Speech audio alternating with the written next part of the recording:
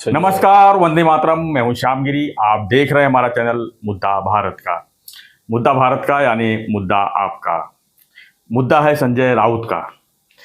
जी हाँ, संजय राउत ने एक घोषणा की है कि वो जो है मुख्यमंत्री शिंदे गुट के कुछ लोगों को जो है गौ विस्फोट करने वाले हैं। मुख्यमंत्री का तो रोज करते हैं, लेकिन उनके कुछ विधायक जो है, उनके कुछ मंत्री हैं, उनके बारे में जो है बड़ा गौ विस्फोट करने वाले हैं। और क्या गौ विस्फोट हो सकता है, इसी थोड़ा सा हम चर्चा करेंगे कि आखिर में ऐसी कौन सी चीजें हैं जो वो बताना चाहते हैं। सर, संजय राउत के आप खास मित्र हैं और आपको तो पता ही होगा कि क्या गौ विस्फोट हो सकता है। क्या कहेंगे सर इसी जो स्थिति में जो है, एक तरह से तीन राज्यों जो चुनाव में जो है भाजपा बहुमत, प्रचंड बहुमत से चुन आई है, और क्या इसको बौखलाहट कहेंगे संजय राउत का, या कुछ और कहेंगे कि वो कुछ गौ विस्फोट करने वाले हैं, यानी लोगों को बताने वाले हैं कि क्या क्या हो रहा है। गौ विस्फोट तो आप भी करते हैं। नहीं, मेरा इसमें मानना ये है जी कि मीडिया की जो रंडियां हैं, वो जो खेल तमाशा दिखाती है और लुभावने विभ्रम करती है लोगों को टीआरपी के लिए जी, उसमें किसी भी पार्टी के प्रवक्ता को भड़वे की भूमिका नहीं निभानी चाहिए। और मेरा ऐसा आरोप है कि संजय राउत जो है वो आप बौखला गए हैं बोलते हैं। मैं तो बोल रहा हूँ कि मीडिया की ये टीआरपी की एक नशा होती है, वो ड्रग्स से भी बदतर होती है। वो नशा हो गया उनको, वो नशा टीआरपी का नशा उनको हो गया है। उसमें से वो नशा ये शेयर कर रहे हैं संजय राउत।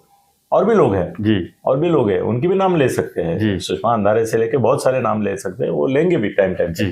मगर ऐसा हो गया कि ड्रग एडिक्ट जैसे होते हैं वैसे टीआरपी एडिक्ट हो गए। चैनल और रंडियों में बदली गए, अक्षरशः रंडीबाजी करते हैं। और उसका उदाहरण ये उनके एग्जिट पोल जो थे उसके आपने देखे, और उसके बारे में चर्चा भी हुई बाद में। जी जी, ये सब जो था रंडी बाजार था, तो उसमें आप भड़वे की भूमिका मत करो कि उनका धंधा बढ़े। बढ़वा क्या करता है? बढ़वा खुद रंडीबाजी नहीं करता है जी। बढ़वा उनका धंधा कैसे बढ़े ये देखता है। तो दलाली करता है। हाँ, दलाली करता है। दलाली करता है क्योंकि उसको उसकी वजह से कमीशन मिलता है पैसे का। इन लोगों को पब्लिसिटी का कमीशन मिलती है, पब्लिसिटी मिलती है उनको, उनके ऊपर फोकस होता है। तो ड्रग एडिक्ट तो ये है ही, टीआरपी एडिक्ट है। हाँ, और वो जो रंडिया नाच रही है, सब नंगा नाच कर रही है, वो भी नाच उनका सीधा नाच नहीं, भरतनाट्यम नहीं है, वो कैबरे चल रहा है उनका, न्यूड डांस कर रहे हैं वो सब। तुम्हारे मीडिया वाले जो है, इलेक्ट्रॉनिक मीडिया ज़्यादा करके, यूट्यूब मीडिया पर अभी वो नंगा नाच आ गया है, तो उनके बढ़वेगिरी करके अपने को भी वो ये मिले, ऐसा करते हैं। उनमें से एक मेरा दोस्त संजय न बन जाए ऐसी मेरी इच्छा है, मगर वो दुर्दैववशात ऐसा बोलना पड़ेगा कि वो कई बार ये रंडिया जो है उनकी भड़वेगिरी का काम करता है, उनका टीआरपी बढ़ाता है। कि मोना ऐसा हो गया है कि सुबह से लेके रंडिया अपने भड़वे की प्रतीक्षा करती रहती है उसके बंगले के बाहर कि वो आएगा और अपने को बूस्ट देगा, फिर अपना धंधा चलेगा, ग्राहक बहुत सारे टीआरपी के रूप में आएंगे, तो उसके ऊपर दिन भर वो धंधा हम चलाएंगे। मतलब अपने जो लोगों के वो कपड़े निकालेगा जी, लोगों को नंगा करेगा और हमारा नंगा नाच हम दिखाएंगे। सर, ऐसा उनका ये हो गया है। तो मैं किसी भी प्रवक्ता को सलाह दूंगा कि तुम भड़वे मत बनो इन रंडियों के। तो वो तो संजय तो अपना जिगर का टुकड़ा है, तो उसको तो सबसे पहले बोलूंगा। अब दूसरी बात पे मैं आता हूँ कि देखो, आपने नाम नहीं लिए, आपके याद नहीं होंगे शायद, मगर उसने कल बोला कि मैं अभी आरोग्य व्यवस्था में तानाजी सावंत जो आरोग्य मंत्री हैं और दादा भुसे, उनके बारे में छोटे गौप्यस्फोट कर रहा हूं। अगर सरकार ने कार्रवाई नहीं की तो मैं बड़े गौप्यस्फोट करूंगा। ये भाषा संजय को शोभा नहीं देती। तुमको अगर बड़ा गौप्यस्फोट तुम्हारे पास है तो तुम बोल दो ना, वो बड़ा गौप्यस्फोट ही आज करो ना। तुम क्यों सरकार, क्यों जिस सरकार को तुम बेईमानों की सरकार बोलते हैं, गद्दारों की सरकार बोलते हैं, ऐसा भी बोलते हैं कि गैर कानूनी सरकार है, वो सरकार के भरोसा संजय तुम रखते क्यों हो कि वो कार्रवाई करेगी? कार्रवाई करेगी ये भरोसा तुम्हारा जाता ना, मतलब उनको मान्यता देना है कि वो करेंगे कार्रवाई, मतलब वो नैतिक है, ऐसा तुम ही तुम्हारे मुंह से बोल रहे हो। उनको आह्वान जब तुम करते हो कि भाई उनके ऊपर कार्रवाई करो, नहीं तो मैं बड़ा गौप्यस्फोट करूंगा, उसका अगला सेंटेंस क्या है? बड़ा गौप्यस्फोट। तो करके दिखाओ ना, करो ना बड़ा गौप्यस्फोट। देखो, छोटे चिमुकले पत्रकार जो ब्लैकमेलिंग करते हैं ना, वो क्या करते हैं मालूम है? कि आज तो ट्रेलर दिखाया है, अभी पिक्चर बाकी है, ऐसा लिखते हैं, दिखते कि नहीं? हाँ, यूट्यूब चैनल वाले भी लिखते हैं, आज तो हमने ट्रेलर दिखाया है, पिक्चर अभी बाकी है। तो जो जिसका पिक्चर है वो आता है, बोलता है कुछ सेटिंग करो, कुछ सेटिंग करो, इसके लिए मीटिंग करो।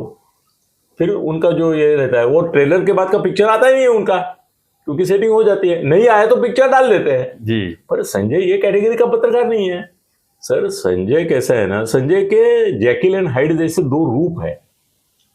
Mister Jekyll and mister hide में एक सज्जन रहता है और एक दुर्जन रहता है, और कभी सज्जन और कभी दुर्जन रहता है। वो संजय का हालत वैसा हो गया है। संजय के दो रूप है, जब कैमरे का ये बम्बू उसके सामने आता है जी। तो उसका जो डम्बू बन जाता है वो अलग टाइप का दुर्जन हो जाता है, और बाकी जीवन में, अपने जीवन में वो अलग तरह का सज्जन होता है। अभी देखो, ये मैंने ट्रेलर दिखा के ब्लैकमेल करने वाले पत्रकारों की बात की जी। उस प्रकार का पत्रकार वो है नहीं, क्योंकि मुझे मालूम है सर संजय को कितनी बड़ी ऑफर है, वो मेरे ही पास है। कोई सोचेगा नहीं दुनिया में कितनी बड़ी ऑफर है मेरे पास संजय के लिए और क्या है। और सबसे बड़ी बात है कि ठीक है, आज तो मैं संजय की निंदा करने ही बैठा हूं, मगर सर मैं संजय नहीं हूं ना। जो सच है वो सच है, जो खरा है निकष पे उसको खरा ही है। अगर शिंदे साहब में कुछ अच्छे गुण हैं, वो महाराष्ट्र के लिए अच्छा कर रहे हैं, तो वो अच्छाई को दाद देना भी संजय का फर्ज बनता है।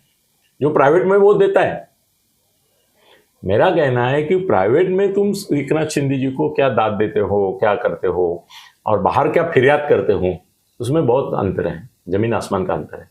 तो तुम अगर सच्चे हो, और वो सच्चाई मैं इसलिए बोलता हूँ कि मैं जो बात किया, जिक्र किया आपको कि उसके लिए कितनी बड़ी ऑफर है, और वो ऐसा नहीं है कि सर मैं तो बिंदास आदमी हूँ, मैंने उसको बोल दिया कि तुम्हारे लिए ये ऑफर है। सर दुनिया का कोई भी बड़ा पॉलिटिशियन भी ऐसी ऑफर ठुकराने के पहले 100 बार सोचता था। इतनी बड़ी ऑफर मेरे पास है, तो उसे ठुकरा दिया सर? ठुकरा नहीं दिया, उसने बोला होल्ड पे रख दिया। नहीं सर, आप सवाल ही मत पूछो, क्योंकि उसने मुझे बोला अनिल इस प्रकार की ऑफर तुम मेरे पास कभी लेके नहीं आना, मैं बिकने वाला नहीं हूं, मैं बिकाऊ नहीं हूं। हाँ बड़े भड़काऊ हूं, मगर बिकाऊ नहीं, भड़काऊ हूं, मैं भड़काने वाले भाषण करता हूं। सर मैंने उसको गले लगा लिया, मैं बोला ये जो काम था ऑफर देने का, मैंने तुमको जो किया है वो मेरा काम है, मैं मीडिया पर्सन हूँ, ये तुम्हारा कोऑर्डिनेटर हूँ, ब्रांड इमेज ये वो सबका ये हूँ, कंसल्टेंट हूँ। तो मेरे पास अगर कुछ आता है और मैंने तुमको नहीं बताया तो मेरी बेईमानी होती, मेरे बिजनेस जी करके मैंने तुमको बोल दिया। मगर मेरे अंदर का जो एक इंसान है, जो नीतिमत्ता के ऊपर भरोसा करता है, जो न्याय के ऊपर भरोसा करता है, जो तत्वनिष्ठा के भरोसा करता है, जो व्यक्ति निष्ठा पे ऊपर भी भरोसा करता है, उसको ये नहीं हो रहा है, संभल नहीं पा रहा हूं, तो मैं तुमको गले लगाना चाहता हूं, तुमको चूमना चाहता हूं कि इतनी बड़ी ऑफर अगर मैं किसी और को देता तो वो मुझे गला लगाता था कि अरे अनिल तुमने मेरे लिए क्या ऑफर लाई है, बोल दो हाँ। तुमने इतना ही नहीं बोला कि ऐसे ऑफर मत लाओ मेरे लिए, ये भी बोला कि मैं बिकाऊ नहीं हूं, भड़काऊ हूं। तुम मेरी नजर में आज कहां से कहां उठ गए। मगर वही नजर में उठने वाला संजय जब वो सुबह मीडिया के रंडिया सब डंडी लेके खड़ी रहती है उधर, तो बिगड़ जाता है, मुंडा बिगड़ा, वो गाना शुरू हो जाता है उसका, लाडला मुंडा लाडला बिगड़ गया, ऐसा कुछ गाना है ना, माँ का लाडला बिगड़ माँ का लाड़का बिगड़ गया, तो उदो का लाडला बिगड़ गया, ऐसा हो जाता है उसका। वो मुझे कोई पसंद नहीं आता है। और कैसे है ना कि ये छोटे किसी प्रवक्ता को या ब्लैकमेलर को शोभा देता है कि मेरे पास अभी छोटा है ट्रेलर दिखाया, बड़ा मैं दिखाऊंगा, दिखा दो। क्या ट्रेलर हो सकता है, क्या गौस्फोट हो सकता है? सुनो ना अभी तो कैसे है ना, एक तो बात यह है कि ये जो तुम्हारा दादा भूसे है, उसने ऑलरेडी उसके ऊपर बदनामी का खटला दाखिल किया है, वो कोर्ट में मैटर है जी। इसको नासिक में बुलाया गया रहता है, 4 बार गया नहीं, वो बाद में गया तो उसको जमानत मिल गई और बोला कि अभी अगली तारीख को आप आ जाइए। तो सर कैसा है ना, जब वो न्याय प्रविष्ट होता है मुद्दा, तो ऐसा होता है कि उस आदमी के ऊपर मना कर देते हैं वो और कोई आरोप लगाने के लिए या करने के लिए। तो उसमें ऐसा है कि दादा भूसे ने तो ऑलरेडी तेरे ऊपर डिफेमेशन केस कर दिया है, तो तुम्हारा फर्ज बनता है कि कोर्ट की अवमानना न हो करके उसके ऊपर तुम बदनामी की मुहिम चालू मत रखो। अभी संजय क्या बोलेगा मुझे, ये सर मामले में मैं 67 मेरे खटले हो चुके हैं तो आज तक जिंदगी में, तो मैं सबसे वाकिफ हूँ। वो क्या बोलता है कि वो जो मुद्दा मैंने पहले उठाया था वो मुद्दा अभी नहीं उठा रहा हूँ, नया आरोप कर रहा हूँ, तो नए सिरे से मेरे ऊपर खटला करना है ऊपर, ऐसा उसका ये रहेगा। वॉट एवर इट इज, मैं बोलता हूँ कि तुम्हारे पास अगर बड़ा गौप्यस्फोट है तो बड़ा गौप्यस्फोट पहले करो, छोटा नहीं किया तो भी चलेगा। तो धमकी मत दो सर, ये धमकी देना मुझे पसंद नहीं है। ये बड़े बड़े अभी वो देखो, इसका एकनाथ खडसे हो जाएगा संजय का एक दिन। एकनाथ खडसेने बोला माझी ईडी टाकली तर मी सीडी वाजवेन, माझी ईडी टाकली तर मी सीडी, तेरी सीडी गया कहाँ? तू तो बीजेपी से निकला, राष्ट्रवादी में गया, वहां भी मार खाया, है? उसको बड़ी मुश्किल से आमदार बनाया विधान परिषद का। हाँ, फिर उसके ऊपर छापे पड़े तो हार्ट अटैक भी आया है कि नहीं? वो क्यों आया? 2 दिन पहले ईडी के छापे पड़े, तीसरे दिन हार्ट अटैक, फिर हॉस्पिटल में एडमिट हो गया। तो एकनाथ खडसे की सीडी क्यों नहीं आई? लोग पूछते हैं, कुछ भूल गए, मगर हमारे जैसे लोग बोलते हैं कि भाई आप तो बोले थे मेरे को कुछ किया तो मैं सीडी निकालूंगा। निकालो ना। कहाँ? अंडरपैंट में रखी है क्या? अंडरवेयर में रखी है क्या? जांगिया में रखी है क्या? निकालते नहीं हो? क्यों नहीं निकालते? तुम्हारे ऊपर तो तुम बोल रहे थे मेरे को हाथ लगा के देखो, तुमको तो ईडी का छापा डाल दिया तो तुमने नहीं निकाली। संजय के ऊपर भी ईडी का छापा डाल दिया, उसको तो अंदर ले गए। पत्रा वाला चाल मान रहा है। हाँ सर, पत्रा वाला चाल में मैं बोलूंगा, अलग से वीडियो करेंगे हम। आज मैं इतना ही बोलता हूं कि पत्रा वाला चाल मामले में कोर्ट में आज ही बता देता हूं मैं, संजय निर्दोष साबित होगा। सर मैं खिलाफ बोल रहा हूं उसको, यहां तक बोल रहा हूं कि वो रंडियों का भड़वा नहीं बने। वो बोलने वाला अनिल सत्य अगर सच्चा अनिल सत्य है और झूठ नहीं बोलना चाहता है और सच्चाई के साथ ही जाएगा, इसका एक सदर ही है संजय का, सच्चाई का। निर्दोष जेल में कैसे गए फिर? सर ऐसे क्या है, कलिमुनी 3.5 साल जेल में रही, मनमोहन सिंह के जमाने ए राजा 3.5-4 साल जेल में रहे, कलमोडी 3.5-4 साल जेल में रहे। जेल में रहने के बाद वो तो निर्दोष छूटे कि नहीं छूटे? वो तो कोर्ट की गलती है कि अगर बाद में आप इन दो निर्दोष छोड़ते हैं तो शुरू में जामीन भी देने के समय आप बोलते कि पर्याप्त पुरावा है, तो फिर वो पर्याप्त पुरावा बाद में क्यों नहीं आता है? और उस पुरावे का आप क्या मानते नहीं? उसको जेल में सड़ाते हैं 3-3.5 साल और बाद में निर्दोष छोड़ते हैं। और बाद में तो वो विनोद करके जो था चार्टर, ये कैग, उसने बोला कि किसी के कहने पे मैंने ऐसे ही डाल दिया कि मजाक देखने के लिए कि क्या करते हैं पॉलिटिशियंस, तो उसमें ये फंस गए, 3.5 साल जेल रहे। तो वही संजय राउत विनोद को फांसी देना चाहिए। वो संजय राउत का भी वही हाल हुआ है सर। संजय राउत अगर मोदी और शाह इनके खिलाफ मुहिम नहीं उछेड़ता और खाली फडणवीस और ये यहाँ के जो है उनके खिलाफ रखता था, वो जेल नहीं जाता था।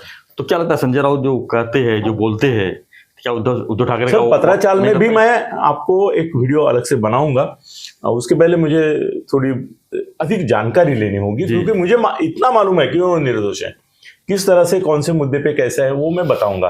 और जब टीका करनी है तब मैं टीका कर रहा हूँ, तो मुझे अधिकार है, अगर वो निर्दोष है तो निर्दोष। लेकिन सर संजय राउत जो वक्तव्य करते हैं तो वो शिवसेना का पार्ट रहता है, वो मतलब उबाटा का पार्ट रहता है, वो उद्धव ठाकरे के सर की तरफ से बोलते हैं। तो संजय राउत आपके ऊपर क्यों आप ब्लेम? सर क्या है ना जी कि संजय राउत को उद्धव ठाकरे इस्तेमाल करता है, उसके लिए संजय राउत एक निरोध है जो अवरोध करता है विरोधी पक्षियों को। सर इसकी बीबी उद्धव की इसको पगारी नौकर बोलती है। क्या बोलती है? पगारी नौकर, बराबर है। वो नितेश राणे वगैरह बोलते पगारी नौकर, वो छोड़ो, इसकी बीबी बोलती है की याला एवढं महत्व का देता तुम्ही? सुभाष देसाई, मैं नाम ले रहा हूँ, मैं ऐसा हवा में नहीं बोल रहा हूँ, मैं नाम ले रहा हूँ। और ये मैं संजय को बताया हूँ, सुभाष देसाई उसको पिंडी वाला विंचू बोलता मतलब महादेव के पिंड पर वो बिच्छू रहता है, उसको चप्पल से मार नहीं सकते जी, क्योंकि वो पिंडी पे, वो उद्धव की पिंडी के ऊपर बैठा हुआ संजय राउत नाम का बिच्छू है। ऐसा कौन बोलते हैं? सुभाष देसाई बोलते हैं। कौन है वो? मंत्री है, सामना के ये है, अभी काम मंत्री, लेकिन नहीं मंत्री थे ना सर, आज भी वो नंबर 3, 4, 5 पे किधर तो है। तो वो ऐसा बोलते हैं। अनिल देसाई तो बोलते हैं आई हेट इट। अरे अनिल परब जो है उसका शिवसेना में सबसे बड़ा दुश्मन कौन है? राउत। राउत। क्योंकि राउत चाहता है कि वो जेल में जाए। कितनी बार संजय ने मुझे बोला है कि आज दोपहर को आपको परब को उठाएंगे, कल उठाएंगे, परसों उठाएंगे। कहाँ उठा अभी तक, 1 साल के ऊपर तो वो मैनेजमेंट के बारे में अलग वीडियो होगा। वो परब क्यों नहीं गया अंदर, इसका एक अलग वीडियो है। मगर इतना तो मैं बता देता हूं आपको कि अनिल परब अंदर जाने से दुनिया में सबसे ज्यादा खुश होता था। अगर एक पेड़ा वो निकालता तो वो मेरे को देता था, वो संजय राउत है। संजय राउत कभी नहीं चाहता है अनिल परब को, वो नहीं चाहता है वाइकर को। ये सब उसके पार्टी में संजय को जितने दुश्मन है सर, उतने तो दुश्मन उसको भाजपा में नहीं है। उसकी पार्टी में सबसे ज्यादा दुश्मन है।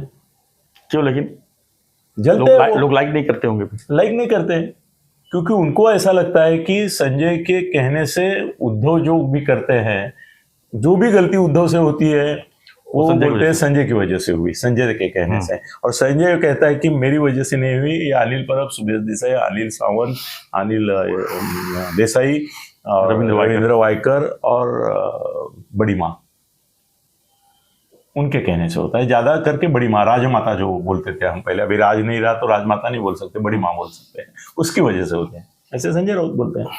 संजय राउत नहीं जिम्मा लेते उसका, वो बोलते हैं वो अपना अपना दिल चलाता है। और उससे बड़ी बात तो मुझे ऐसा लगता है कि अगर इनमें से किसी के पास सलाह लेते तो गलतियां इतनी नहीं करते थे वो। सर अभी ऐसा नहीं, अभी ऐसा है कि गौप्यस्फोट क्या हो सकता है? सर गौप्यस्फोट कुछ नहीं है उसके पास, खाली मतलब हड़काने काम कर रहे हैं। सर अभी कैसा है ना कि बोलने के लिए पुरावा देने की जरूरत अभी महाराष्ट्र में रही नहीं, देश भर में नहीं रही। अभी राहुल गांधी है, चौकीदार चोर है, चोर है, चोर है बोले। अरे एक बार भी तुमने सिद्ध किया क्या कि चौकीदार चोर है? भाई अदानी के बारे में तुम इतनी बातें करते हो तो तुम्हारे साम्राज्य में जब तुम राज्य में थे 10 साल थे ना जी, उस समय अदानी कहां से कहां पहुंचा उसका भी हिसाब किताब दो ना। अंबानी कहां पहुंचा उसका हिसाब दिखाओ। सर अंबानी किसके राज में पहुंचा है? ऊपर अंबानी इनके राज में पहुंचा है, कांग्रेस के राज्य में। हाँ। तो देखो ये भारतवर्ष की कहानी है कि इनको हेट करने के लिए, द्वेष करने के लिए और ये सब थोपने के लिए 2 उद्योगपति लगते हैं। पहले टाटा बिरला थे, हाँ टाटा बिरला थे, और अब टाटा की कितनी महती गाते हैं कि दुनिया में अगर तत्वनिष्ठ कोई होगा तो एक ही है, वो है टाटा।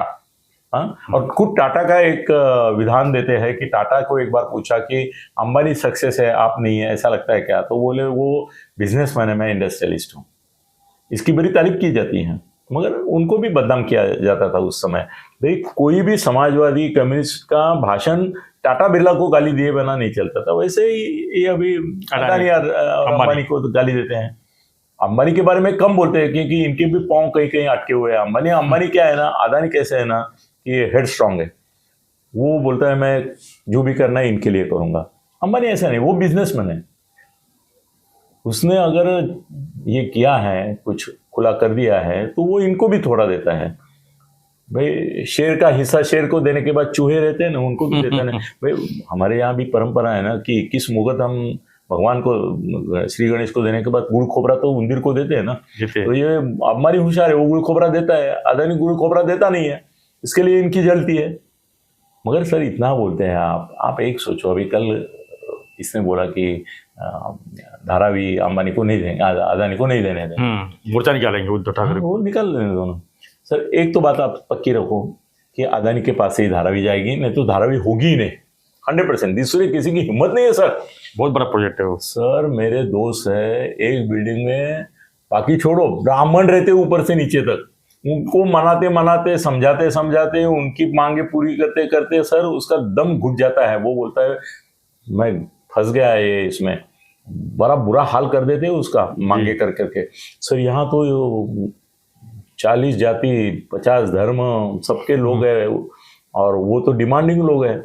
वो तो अदानी जो है ना उसका ओ तोड़ेंगे, दा तोड़ेंगे, नी तोड़ेंगे, आखिर में उसको तो ऐसा होगा कि भाई भले मैंने ये करूँ ही नहीं। इतनी हालत खराब करने वाले हैं, ये हालत खराब करने वाले हैं। फिर भी अदानी बोलता है कि ठीक है ये तो part and parcel of the वो ये है जी, करना ही पड़ेगा। सर हर एक धंधा का प्रोफेशनल हैजार्ड होता है। आप अगर कारखाने में काम करेंगे तो वहाँ पे प्रोफेशनल हजार, अभी भट्टी में काम करेंगे तो वो ही आएगा। सर सादा पिठाची गिरनी होती है ना, ये चक्की, उसका भी देखो ना सफेद होता है, उसका प्रदूषण कितना, सबको टीबी रहता है, हर एक को टीबी रहता है, वो प्रोफेशनल हैजार्ड बोलते हैं। सर आप पॉलिटिक्स में हैं तो आपके चारित्र्य ऊपर बदनामी का दाग लगेगा ही, होना है। और अभी जो पहले मीडिया नहीं था वो अभी मीडिया है, इसके लिए ज्यादा बदनामी होती है। सर अभी की बदनामी देखो, मैं नीचे से ऊपर आ रहा था तो बोल रहे थे कि भारतीय जनता पार्टी के विजय के बाद वो करनी सेना के प्रमुख की हत्या, ये हेडिंग चल रहा था राजस्थान में चल रहा था हेडिंग। अरे रंडीचे, कल उसका चुनाव हुआ है, अभी तक उसने शासन लिया है क्या? मुख्यमंत्री बना नहीं अभी तक, तो नाम नहीं हुआ है ना, अभी कुछ भी नहीं हुआ है कौन? गहलोत है ना जी। तो ये मृत्यु का जिम्मेदारी किसका है? गहलोत का है ना जी, वो मुख्यमंत्री है ना। तो ये रंडीबाज नहीं, ये रंडिया है। रंडीबाज होता है जो रंडी के पास जाता है, ये खुद रंडिया है। ये अभी बोल रहे हैं उधर की भारतीय जनता पक्षाचा विजय होताच, मराठी में चल रहा था, होताच करणी सेनेच्या प्रमुखाच्या हात। मतलब भारतीय जनता पक्ष का कोई संबंध है क्या? मतलब जितने बार पहले उनको मार दिए, वो क्या मरेंगे ऐसे रंडियों से थोड़ा कोई मरता है, वो छोड़ो। तो वो रंडियों से अगर इतना काम होता था तो इतना 4 राज्यों में विजय ही नहीं होता था। लोग रंडी की सुनेंगे कि किसकी सुनेंगे? इनकी सुनेंगे। तो मगर वो बदनाम करते हैं। सर देखो, एक धोबी ने सीता को बदनाम किया, उसको राम को छोड़ना पड़ा, वनवास से लेना पड़ा। उस समय का वो मीडिया था, सोशल मीडिया, जो धोबी ने ये किया वो सोशल मीडिया था उस जमाने का। सर ये रूप बदल के रहता ही है अलग अलग, है कि नहीं? तो वो भी था। और अभी संजय के बारे में मैं ये बोलूंगा कि बड़ा गौपेश्वर तेरे पास कुछ है नहीं, मैं बताता हूँ। कुछ है ही नहीं है, बिल्कुल नहीं है। और क्या बताएगा? वही कारखाने का 450-500 करोड़ का बोल चुका वो कि इनके कारखाने में ये ऐसा हुआ, इसमें ऐसा हुआ, इसमें हुआ।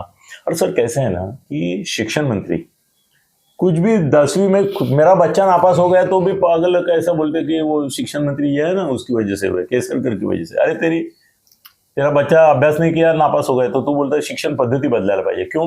कि मेरे जैसे बुद्धू के बुद्धू लड़के को भी पास करे। वैसे ही है कि भाई किसी भी कोऑपरेटिव मूवमेंट में किसी कारखाने में लफड़ा होता है तो बोलते इसका रेसिग्नेशन मांगो। उसके जमाने में हुआ, किधर कोई आत्महत्या की आपस की रंजिश में तो बोलते हैं गृह मंत्री का राजीनामा दो। उसके राज में सर गृह मंत्री का राजीनामा मांगना ये इतना गलत बात है। कोई सामूहिक अत्याचार होता है, मतलब सामूहिक तौर पे अभी ये होता है तो गृह मंत्री तक पहुंचो आप। किसी के घर में किसी का भाई उसके अपने लफड़े में किसी को मार देता है तो गृह मंत्री का राजीनामा मांगते हैं आप? तो महाराष्ट्र में 14 कोटी लोग हैं तो कम से कम 20 लाख तो घर होंगे। तो क्या 20 लाख घरों में वो जैसे भगवान कृष्ण एक साथ 16 सहस्त्र घरों में रहते थे अपने पत्नियों के साथ, वैसे क्या गृह मंत्री रहेगा क्या? किधर कुछ होता है तो उसका जिम्मा कैसे लेते हो? पोलिसांचा धाक नहीं, फिर पोलिसांचा धाक खत्म करने का काम कौन कर रहा है? आपके लोग करें। मनोज जरांगे ही बोलता है ना, अगर पुलिस कार्रवाई कर रही है तो याद रखो फिर मेरे से गांठ है। कौन बोलता है? तो आप पुलिस की भीति डर जो है निकाल रहे हो ना, उसके बारे में बोलो ना। पुलिस का कहना है कि क्राइम तो कोई रोक नहीं सकता है, क्राइम तो होता है, कार्रवाई, लेकिन उसके ऊपर डिटेक्ट जो करना है वो हमारा काम, वो काम है। वो अगर हम फेल है तो हम फेल है। आप क्राइम रिपोर्टर रहे बहुत सालों तक, आपने देखा है सब। सो ऐसा है कि संजय राउत को मैं इतनी सलाह दूंगा कि तुम नृत्य करो और कैबरे मत करो। नृत्य करो। और कैबरे में क्या होता है ना, आपने इंडियन कैबरे देखे हैं, मैंने दुनिया भर में कैबरे देखे हैं सर। उसमें क्या होता है ना, बाकी वो कस्टमर है ना उनको भी शरीक करके उनको कपड़े निकालते हैं। इनका काम ऐसा चल रहा है जी। तो संजय को चाहिए कि मैं बड़ा गौप्यस्फोट करूंगा, करके दिखाऊं। आज ही करो ना, कल का क्यों वादा करते हो? कार्रवाई नहीं की तो अरे तू ये सरकार के ऊपर भरोसा नहीं करता तो ये सरकार से कार्रवाई की अपेक्षा कैसे करता है? ये मेरा सवाल है जी। तुम बोलते हो एकनाथ शिंदे बेकायदेशीर मुख्यमंत्री, ये है वो है, तो उनसे अपेक्षा क्यों करते हो? उनको क्यों आह्वान करते हो जिनके ऊपर तुम्हारा भरोसा नहीं, तुम्हारे मुखिया का भरोसा नहीं, तुम्हारा वो मुखिया का जो बेटा है जी उसका भी भरोसा नहीं, वो भी बोलता है गैर कानूनी सरकार है, तो तुम उसके ऊपर जिम्मा क्यों डालते हो? तो मैं संजय को सलाह दूंगा कि तेरे को जो बोलना है बोल दे और उससे कोई फर्क पड़ेगा नहीं। क्या होता है ना सर, वो अभी मोदी जी के खिलाफ ये 4 राज्यों के चुनाव में मीडिया ने इतना मच किया इतने कुछ उल्टे सीधे गलत गलत ये क्या है।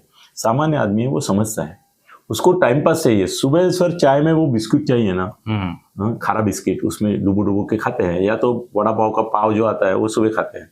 सर संजय राउत की अवस्था वड़ा पाव जैसी हो गई कि टाइम पास के लिए वड़ा पाव खाते। कुछ लोग एक बार मेरा दोस्त इतना वड़ा पाव खाता, मैं बोला क्यों खाता है रोज, बोले नहीं कुछ ऐसे ही टाइम पास, जरा कोई टेस्ट आ जाता है। अलग टेस्ट। ये अगर ज्यादा रंडी और भाड़वा नहीं बोलना इनको, तो ये वड़ा पाव पत्रकारिता है, प्रवक्तेगिरी है। रोज सुबह चाय के साथ वड़ा पाव चाहिए 9 बजे। चाय बिस्किट संजय लेके तो बदनाम संजय है राउत पत्रकारिता। नाम का वड़ा पाव चाहिए। चाय बिस्किट नाम से बदनाम है पत्रकारिता। हाँ वो अलग है, और वो मुद्दा अलग है। ये वड़ा पाव वाले जी। पत्रकारिता है या प्रवक्ता है। और फिर भी है संजय, तुम ना धीरे धीरे ऐसा हो रहा है कि जिंदगी भर प्रवक्ता ही रहोगे। सर ऐसा होता है, कुत्ता कितना भी वफादार हो फिर वो कुत्ता ही रहता है, और उसको भौंकने का ही काम दिया जाता है और काटने का कभी कभी देता है। और भौंकने और काटने वाला कुत्ता मालिक को प्रिय होता है, मगर उसको प्रधानमंत्री नहीं बनाता है, मंत्री नहीं बनाता है। संजय को मंत्री बनाने का चांस आने पर जी उसको मंत्री बनाए नहीं बनाया, न उसके भाई को बनाया। किसको बनाया? इसको राज्य में बना सकते थे, वो नहीं बनाया। इसको केंद्र में बना सकते नहीं बोला। अभी क्या है ना, वो जिसके हाथ से मछली छूट गई, वो जो फिशरमैन रहता है वो बोलता है कि पुण्य हो गए। वैसे उसको अगर पूछा कि तेरे को केंद्रीय मंत्री नहीं बनाया, वो गीते को बनाया, सावंत को बनाया, अरविंद सावंत को बनाया ना, बनाया था। तो तेरे को क्यों नहीं बनाया? तो बोलता नहीं मेरे चाहिए नहीं था। वो बात सच नहीं है। वो दिल ही दिल में चाहता था हमेशा कि मुझे मंत्री पद मिले, क्योंकि वही है कि जिंदगी में बाकी उसके स्टेट में तो बना सकते थे उसके भाई को। हाँ उसके भाई को बना सकते हैं। और शरद पवार तो उसको मुख्यमंत्री बनाने तक तैयार थे उस समय, तो ये कूद पड़ा है कि नहीं। तो देखो संजय, तुम ना तो ये मीडिया की रंडी के भड़वे बनो, ना तो उद्धव ठाकरे के कुत्ते बनो। तुम संजय राउत हो, 25 पुस्तक लिखे सर। उसकी पुस्तक जो पढ़ेगा ना, उसको विश्वास नहीं होगा कि ये वही संजय है। क्या प्रतिभा है, क्या बुद्धि है, क्या शैली है। सर बाला साहब तो बाला साहब थे जी, मगर उनको महाराष्ट्र में जो प्रतिमा मिली है ना, वो देने वाला, ब्रांड इमेज करने वाला संजय है। ये भी याद रखो, उनके अग्रलेख में से एक भी अग्रलेख उनकी जिंदगी में उन्होंने नहीं लिखा। मार्मिक के अग्रलेख या तो प्रमोद नवलकर या मैं या बहुत वर्षेकर या ऐसे अनेक लोगों ने लिखे, कभी उन्होंने एक शब्द नहीं लिखा। उन्होंने लिखा ही नहीं, कार्टून निकाले। और सामना में जितने आए सर, मुलाकात उद्धव की जो तैयार होती है वो पहले संजय तैयार करता है, और उसमें वो होशियार है, मेरे जैसा ही है वो। मेरी और उसकी होशियारी उस माले में बराबर की है। वो डायलॉग भी ऐसे लिखता है, म्हणजे तुम्हाला काय म्हणायचं आहे, म्हणजे असंच म्हणायचंय का, मग तुम्ही तो चुकता है, मग मला असं म्हणायचं है, ये सब वही लिखता है और उसको दिखाता है। वो पूरा पढ़ता भी नहीं है, उसको बोर है वो आदमी उद्धव, उसको बोर हो जाता है कुछ भी काम करना भी। वो सर कोरोना आ गया उसके लिए अच्छा हो गया, वो घर में बैठ के कम से कम मजा मारता रहा, 12 बजे उठता रहा, खाना पीना करके फिर 2 घंटे सोता रहा। शाम को थोड़ा सा किसी को मिला नहीं तो एक बीच बीच में लाइव आ गया और अपना डेड फेस दिखा दिया। तो उसको इंटरेस्ट ही नहीं था। पैसा भी सब मंत्री लाते थे तो उनको मिलता था वो, कि कुछ लाया है क्या, खाली हाथ नहीं आने का, नजराना लेके आने का। उसके लिए वो आते रहते थे। हाँ वो आता रहता कोरोना काल में कितने करप्शन हाँ, हुए, सभी में आता रहा, क्योंकि उसका पॉलिसी था भाई तुम खाओ हमको खिलाओ, तुम करोड़ों खाओ हमको लाखों भेजो, या तो करोड़ों खाओ करोड़ों भेजो। वो उसका आचार था। मगर सर संजय राउत अगर ये होता था, क्या बोलते हैं, मुख्यमंत्री, तो अलग टाइप का कारोबार करता था सर। वो केजरीवाल बनता था, कभी किसी ने सोचा नहीं है। वो वैसा लुच्चा भी है, लबड़ भी है, धूर्त भी है, चतुर भी है। वो दूसरा केजरीवाल बनता था और पहला उसका निशाने पर रहता था उद्धव ठाकरे। बस हो गया भाई। धन्यवाद। तो हमारे व्यूवर्स तो जैसे हमारे जितने व्यूवर्स हैं संजय राउत को कोई लाइक नहीं करता, और मेरे मालूम है वो कमेंट भी करेंगे तो संजय राउत के खिलाफ ही करेंगे। तो सही बात है। तो आप अपनी कमेंट जरूर कीजिए, और हमारा चैनल को एक रिक्वेस्ट है, सब्सक्राइब कीजिए। मेरे ख्याल से थत्ते साहब का भी चैनल शुरू हो गया है, अनिल थत्ते गगनभेदी। वही राम से फिर से मिला है मुझे, और चालू हो गया। आप वहां भी सब्सक्राइब करें नहीं करें, आप देखो तो सही। मेरे को सब्सक्रिप्शन में इतना इंटरेस्ट नहीं है। मेरे भी देखो आप, हाँ, मेरा चैनल सब्सक्राइब कीजिए आप, अगर लिंक मैं तो बोलता हूँ मेरा हाईजैक होने के आसार रहते तो करो मत, मगर देखो मुंबई अनिल थत्ते, मुंबई गगनभेदी। यस, धन्यवाद। बने रहिए हमारे साथ, देखते रहिए हमारा चैनल मुद्दा भारत का, सब्सक्राइब कीजिए मुद्दा भारत का। धन्यवाद। जय हिंद, जय महाराष्ट्र।